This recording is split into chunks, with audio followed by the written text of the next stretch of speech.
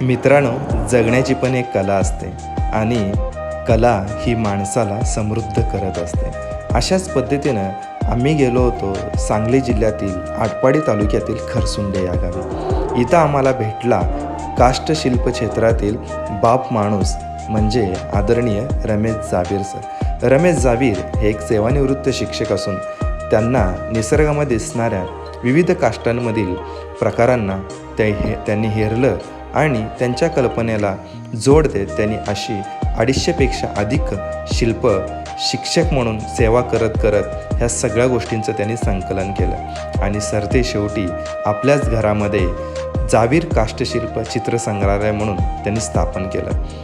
तुम्ही नक्कीच एकदा या जावीर काष्टशिल्प संग्रहालयाला आवर्जून भेट द्या आणि हा काष्टशिल्प प्रकार त्यांच्यावर तोडून नक्की जाणून घ्या. तर नक्की भेटा रमेश जावीर सरांना.